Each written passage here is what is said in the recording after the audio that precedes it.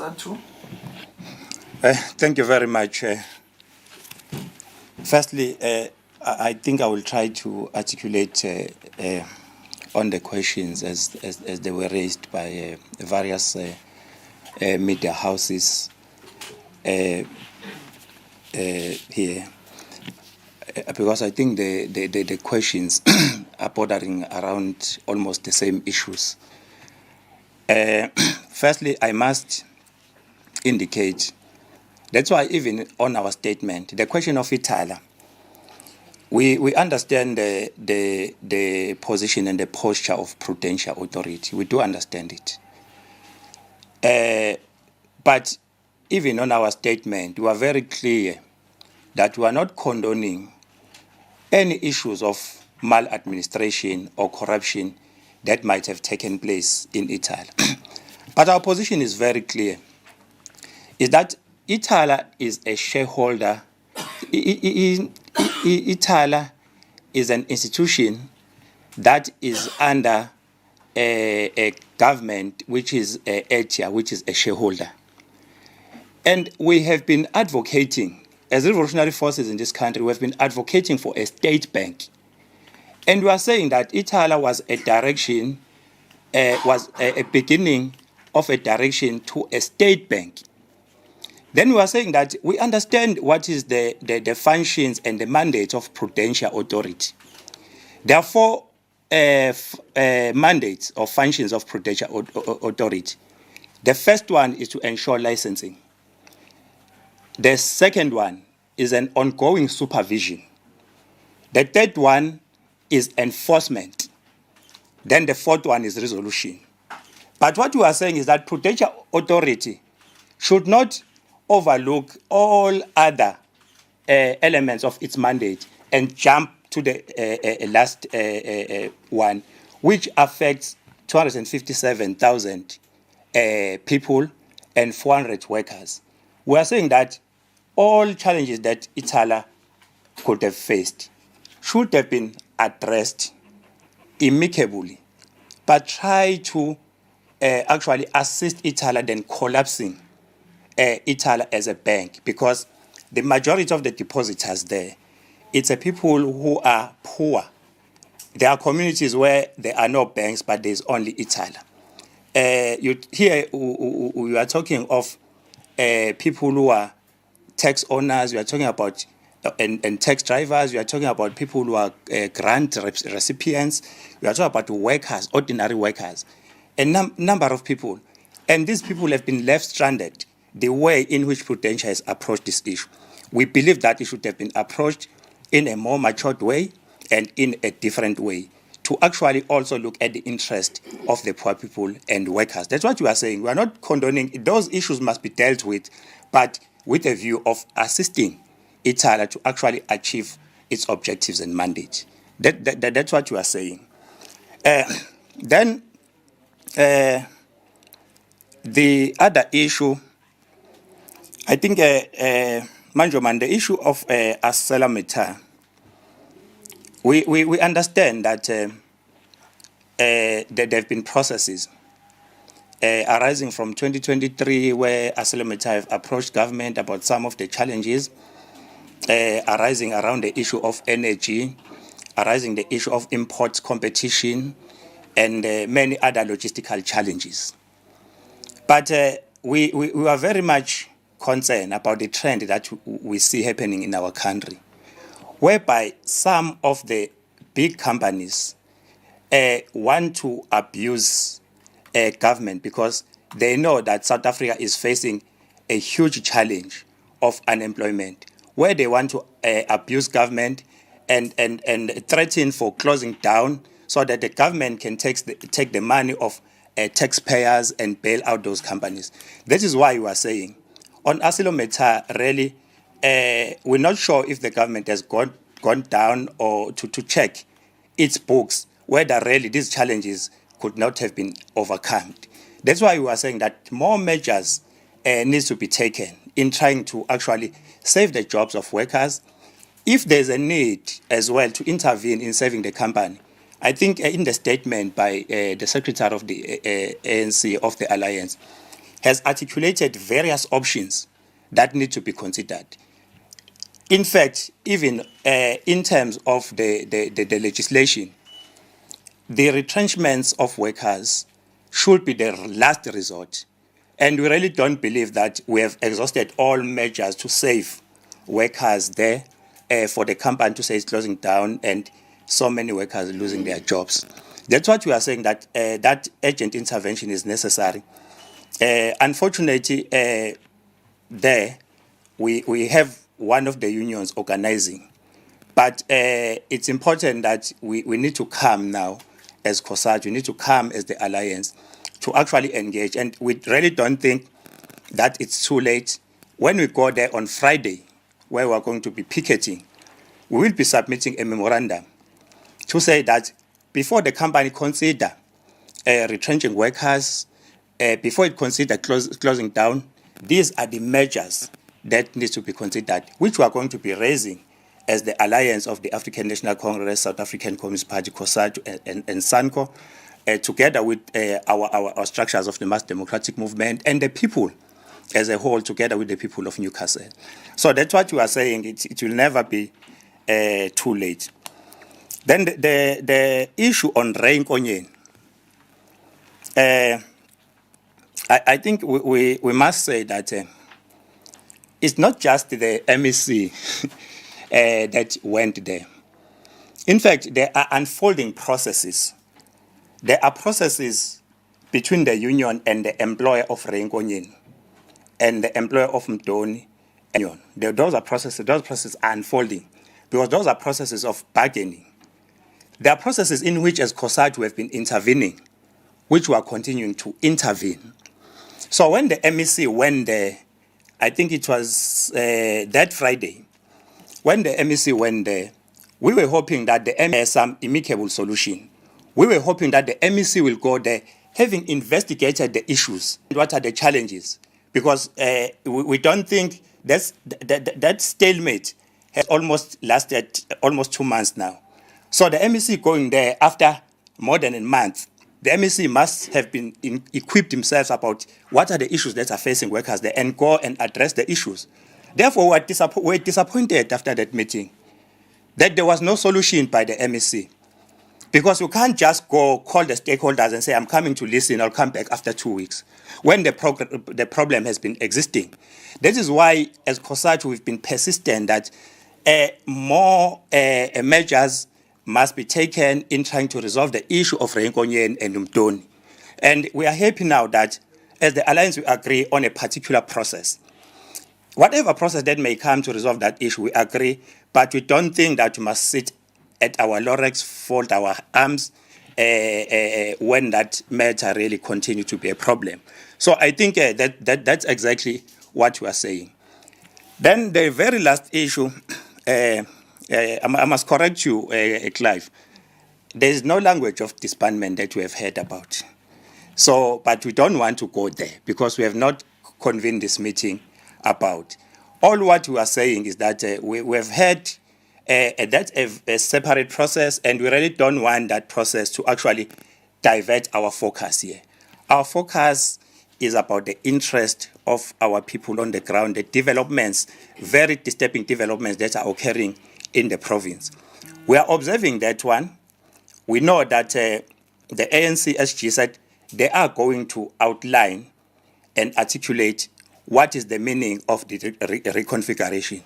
We are waiting for that, and we believe that we will be able to engage on that issue and talk about that issue when it comes at the right time. But for now, these are the issues that we are dealing with, and we want really these issues, because this is our program as the Alliance, to be actually understood and to be actually not distracted by any other issues. We're really not here for that. The meeting of the Alliance Secretariat was actually to engage on these issues.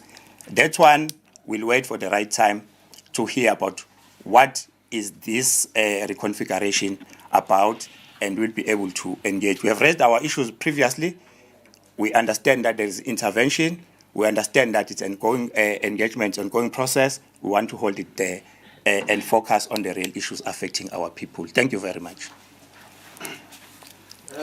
Baba, the last. Oh.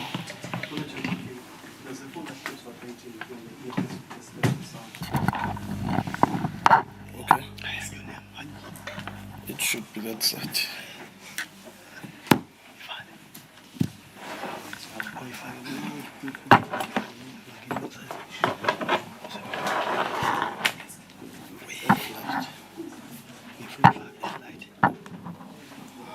Okay.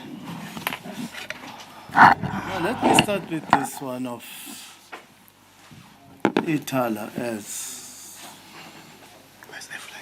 we have reflected on it. It is claimed that liquidation is to protect the depositors. I want to say this is a lie. This is a lie. Whatever is happening on Itala is political. It's political. There is a history of trying to stop any emerging banks to compete with the big banks. You see. It's just like we are talking about the tuck shops. There is a bigger agenda to that. They want the 140 billion market, the big retail industry. So it's not what we see and being reported about Itala. There is an agenda behind. So we cannot be fooled. You see. We cannot be fooled. Yes, as we have already we have indicated in the statement, there have been many reports, whether in the Scopa, in the media, that Itala have been a piggy bank of the elite. You see, have been a piggy bank of the elite, but. That's why we have the police, the justice system, which was supposed to have protected the depositors from the political elite. You see, not to punish the depositors. Closing the tire is going to punish the depositors rather than to protect them. So that's why we are saying that we are going to take this thing up with a rolling mass action to protect Itala and all those people who are beneficiaries of the working class friendly bank, the rural poor friendly bank, and all our stokvels and everything, you see.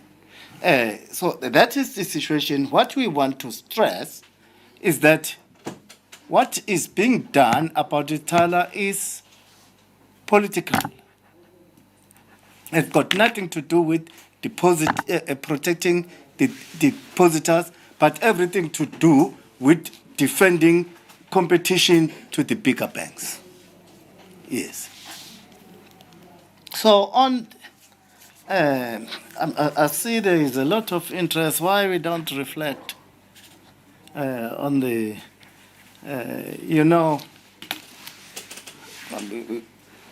I think there have been, we first of all, reflecting on this will be compromising one of the alliance partners who are on a strict directive not to reflect on this until the process is complete. You see. And we wanted to respect that.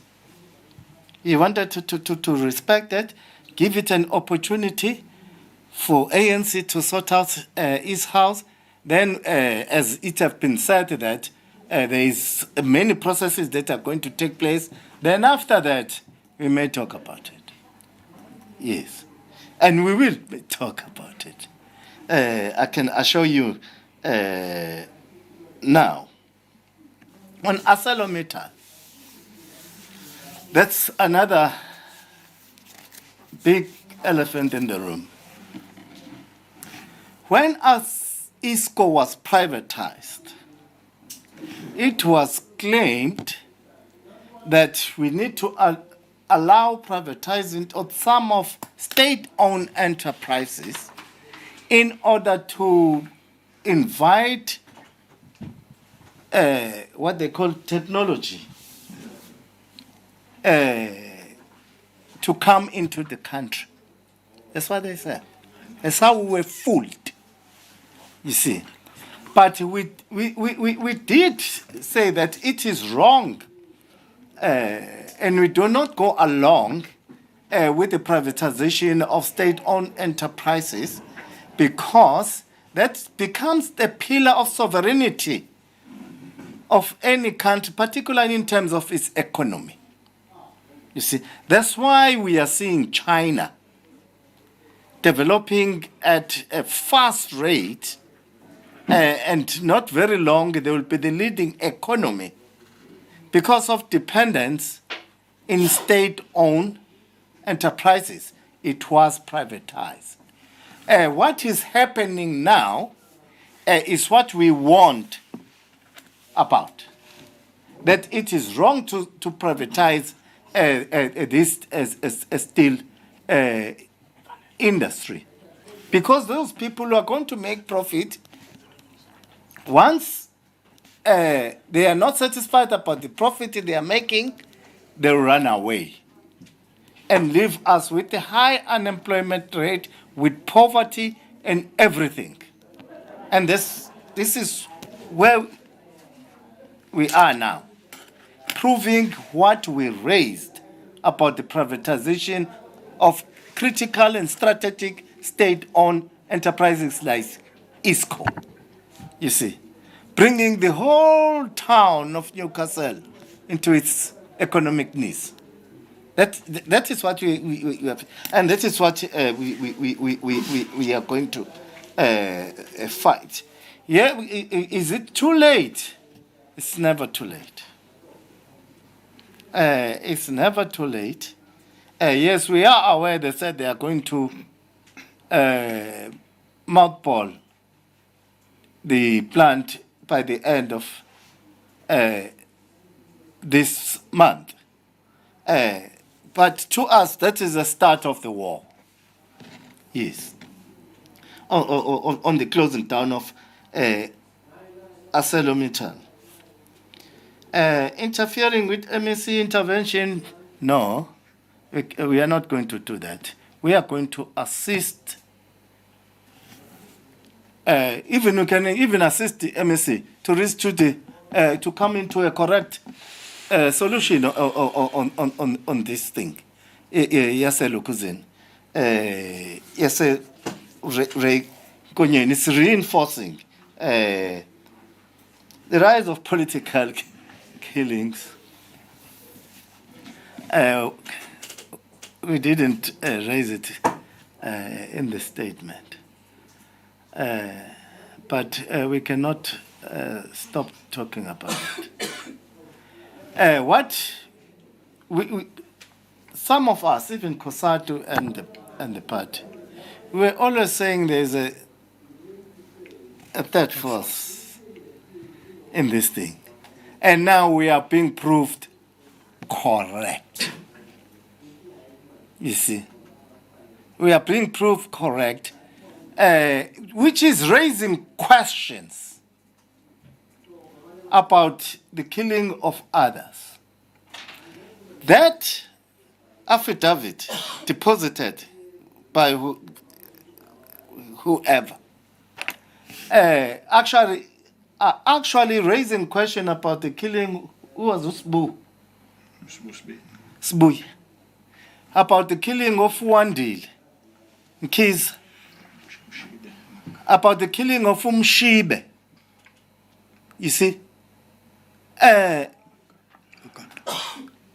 Yes, it's talking about Makaka, but it's raising questions or is giving clue of what happened to Sbusbia, what happened to Wandile Mkhize, and many others, and many other killings. We have, you remember that we said that it have to be investigated, that there are very strange killings that happen, particularly of potential suspects who are mysteriously getting killed every time there have been a political killing, whether of political leaders or whatever. But this thing is now telling us exactly what has been happening and what we have always been suspicious that the police are involved in this thing.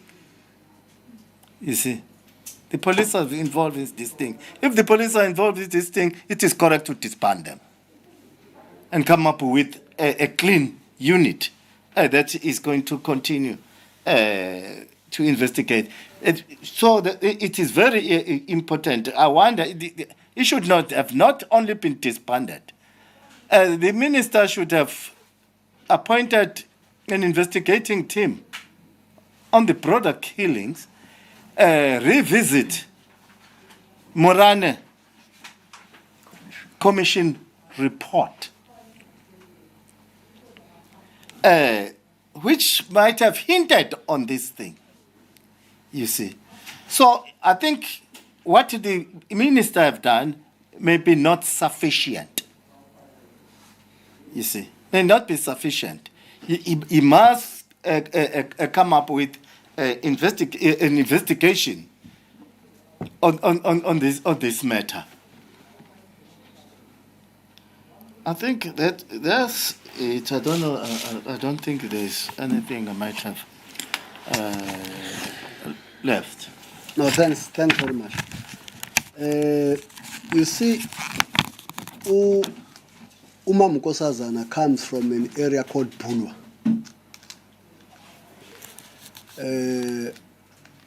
She has lived there for all her life. Now, she is saying the only bank that is there in Bulwa, if you go to the town of Bulwa, is the Itala Bank. There's no other bank. Now, as a public figure there who's so respected and trusted by communities, they ask her, what now? What are we going to do?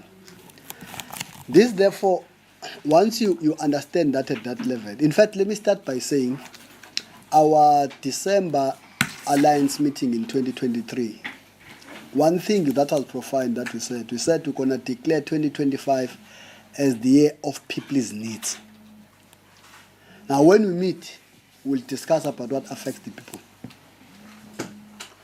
When we address the meter, we'll address the meter about what affects the people and how we think those things that affects the people ought to be solved. Not about how ourselves, it's about the people. Now, liquidation is not the only available legal mechanism to save the depositors' monies. There are various legal means permissible in law that can be explored without liquidating the bank, but saving the depositors' monies, but also resuscitating the bank and bringing it to what it is expected to be. And then we reject the notion that liquidation is the only available mechanism in law. That is misleading, and it serves to save the interest of competition among the financial services sector, which is so highly concentrated. That's not true. And then we'll, as the Alliance, make sure that we save Itala. We'll further engage national, we'll further engage government.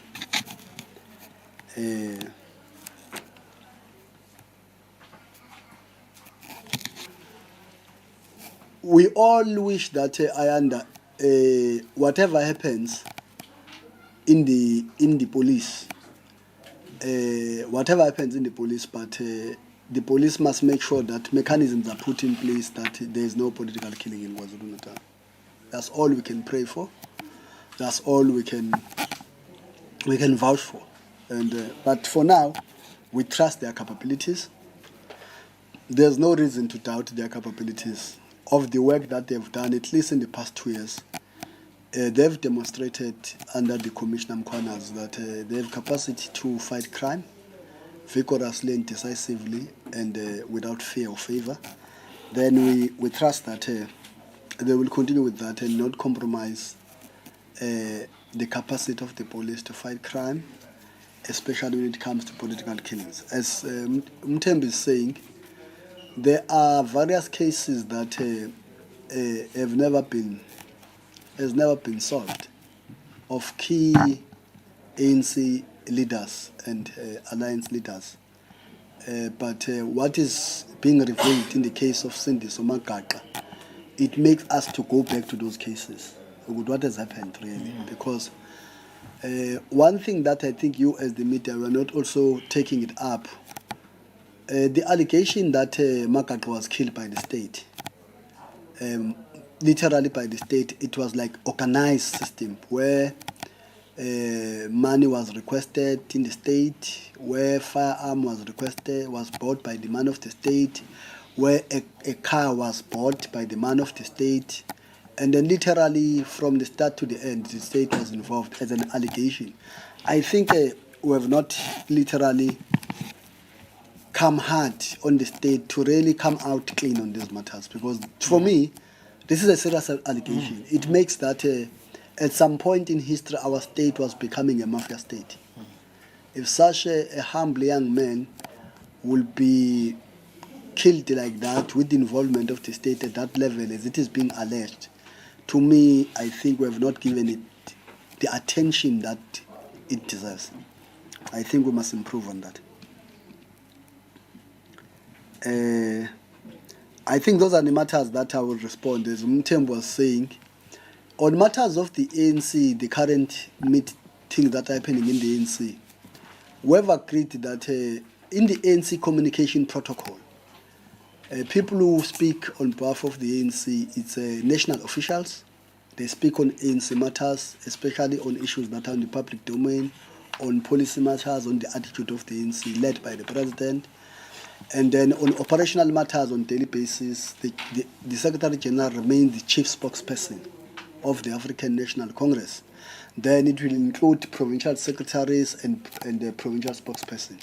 But on this current matter, we have decided as the National Executive Committee that let the communication, so that it's not distorted or it's not like that, nobody at the provincial level speak about these matters. Let's leave these things to the national officials and the Secretary General of our movement. Thank you.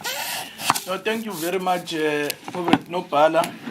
Safe to say, I think we must indicate, Clive, so that your experts are able to have proper information. One, if Ithala is liquidated, a fee of about 300 million will go to an RA. Two, I am yet to see that report, because the reality is that Ithala's assets vis-a-vis liabilities, they exceed them with over 316 million. Three, the AG for the past 3 years, the last AG report I think was on March, gave Ithala the clean audit. But on top of the clean audit, the AG have then commended Ithala for its FMA and its measures to strengthen Ithala as an institution. But lastly, you will remember that there were issues of governance and the issues of a board. To be a board member of Ithala, you do not just take anyone. You take someone who's a banker, qualified in that field. They now have a full functioning, what you call a board that is in place. So there was a turnaround, and indeed there is a turnaround strategy. That is why the alliance is shocked by this move. We believe the Prudential Authority acted indeed out of 10 on this particular matter. But with that said, Thank you very much. Ayanda. Let me give you only this one. Yeah, this one. Spokesperson, thank you. Sorry, it's just because the issues around this political task team is quite important. Mr. Mtola, I just wanted to see, given what Babumtembu has said, do you then agree that there should be an investigation into the political killings task team and what you've said about what has come out around the killing of Sindiso Makana? Would you support that there be an investigation into the task team? No, thanks, Ayanda. Remember, Ayanda, in South Africa, every alleged crime, it is the responsibility of the South African Police Service to investigate crime. Every alleged crime. It can be happening in the bank, it can be happening in the private home, it can be happening in the public institutions. Once there's an alleged crime, the police have an obligation bestowed on them by the Constitution to investigate crime. Then if there are allegations of whatever crime, of course the police are obligated to make sure that they investigate the crime, and then if there's sufficient evidence, then they hold perpetrators to book and send them to court to answer for their own actions. Thank you. Thank you very much, Nopala. With that, I think we can adjourn this presser. Once again, thank you very much for gracing us with your presence. Thank you. Sibongile. Siyabonga.